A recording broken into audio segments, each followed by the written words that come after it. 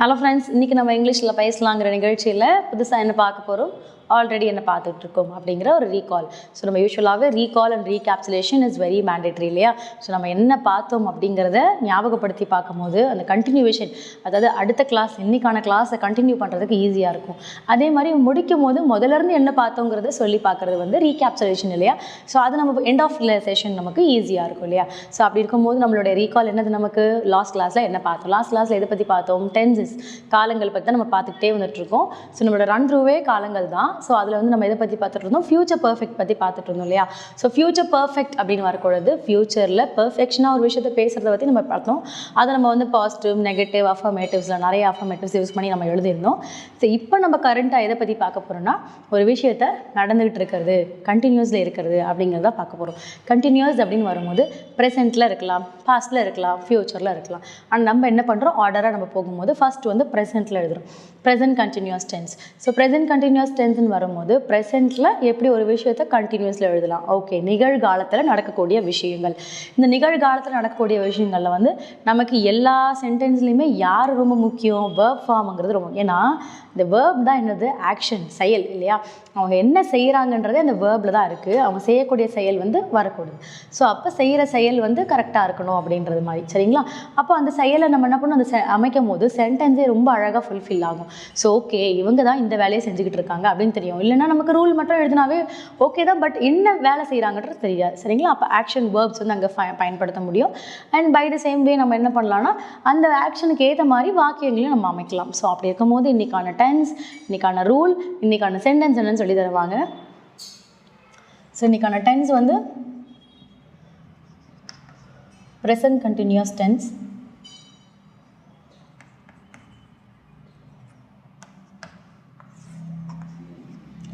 இதில் positive form,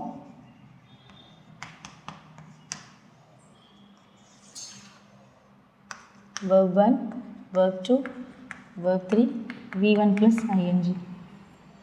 அதாவது present, past, past participle அப்படிங்கிறதா. ஸோ நம்ம என்ன எடுக்க போகிறோம் அப்படின்னா, play.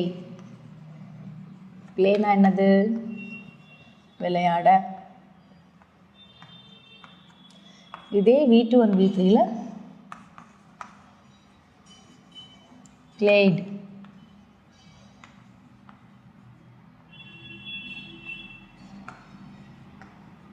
விளையாடினான். V1 plus ing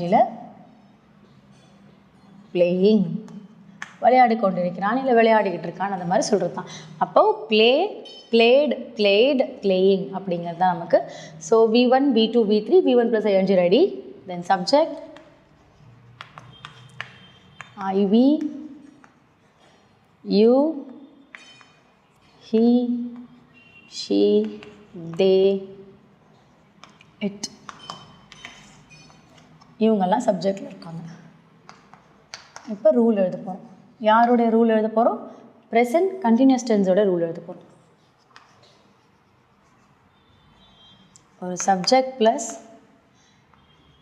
is, ஆம், ஆர் அண்ட் ஃபாலோட் பை செய்யக்கூடிய செயல், ஆக்ஷன், V1 plus ing, தென் ஆப்ஜெக்ட். சரிங்களா? ஸோ இதுதான் நமக்கு ரூலில் வரும். அதுக்கேற்ற சப்ஜெக்ட், வெர்ப் ஃபார்ம். இப்போ நமக்கு யார் யாருக்கு என்னென்ன அப்படிங்கிறத பார்ப்போம். ஐனா ஆம், வி வந்து are, you are, they are. சரிங்களா? Then he is, she is, it is.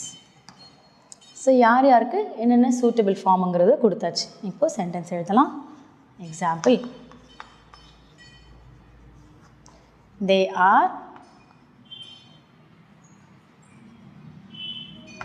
Playing football. அப்போது அவர்கள்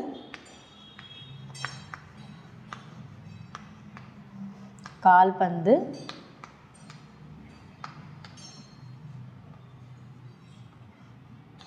விளையாடி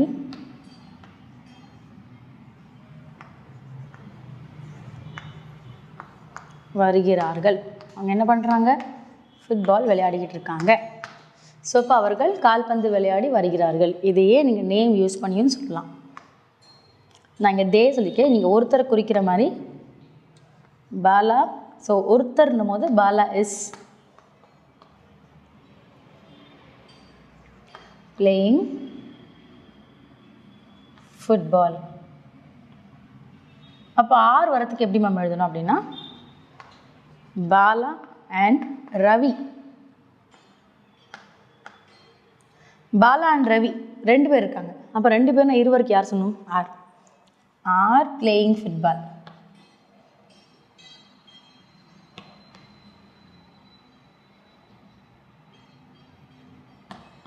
சரிங்களா? ஸோ அப்போ ஒரு ப்ரெசன்ட் ஃபார்மில் கண்டினியூஸ் ஃபார்மில் எப்படிலாம் எழுதலாம்னு சொல்லியிருக்கு. ஸோ இதை நீங்கள் வந்து இப்படி மட்டும் இல்லை, இன்னும் நல்லா எக்ஸ்டெண்ட் பண்ணலாம் சென்டென்ஸை. நான் ஃபஸ்ட்டு பிகினிங் என்னவே சென்டென்ஸ் எல்லாமே ரொம்ப சின்ன சின்ன சென்டென்ஸாக கொடுக்குறேன், ஏன்னா ஈஸியாக அண்டர்ஸ்டாண்ட் ஆகிற மாதிரி. ஃபார் எக்ஸாம்பிள் பார்த்தீங்கன்னா, இப்போ நம்ம சப்ஜெக்ட் இஸ் ஆர் ஆம் ஆர் அப்படின்னு கொடுத்துட்டு வேர்ப் கொடுத்துட்டோம், ஆப்ஜெக்ட். இதை பிரித்தாலும் அதுதான் இருக்கும். சப்ஜெக்ட் 2 ஃபார்ம், வேர்பு தென் ஆப்ஜெக்ட். ஸோ எஸ்பிஓ பேட்டர்ன் தான் நான் கொடுத்துருக்கேன். பேட்டர்னை வந்து நான் இன்னும் எக்ஸ்டெண்ட் பண்ணலை. ஏன் அப்படின்னா கொஞ்சம் ப்ராக்டிஸ் எடுக்கிற வரைக்கும் ஈஸியாக அண்டர்ஸ்டாண்ட் ஆகணுங்கிறதுக்காக ரொம்ப ஷார்ட்டில் கொடுத்துருக்கேன் உங்களுக்கு. சரிங்களா? ஸோ இதை நீங்கள் என்ன நம்ம கிளாஸஸ் போக போக நல்லா ட்ரெயின் ஆனதுக்கப்புறம் வில் ப்ராக்டிஸ்ன்னா லாங்கர் சென்டென்சஸ். ஓகேங்களா? ஸோ இன்றைக்கான ரூல், இன்றைக்கான வேர்ப் ஃபார்ம் வச்சுட்டு நீங்களும் ஒரு 5 to 10 சென்டென்ஸ் ஹோம்ஒர்க் பண்ணுங்கள், பேசி பழகுங்க. அடுத்த கிளாஸில் அடுத்த இன்ட்ரெஸ்டிங்கான சென்டென்ஸோடு உங்களை மீட் பண்ணுறேன். தேங்க்யூ.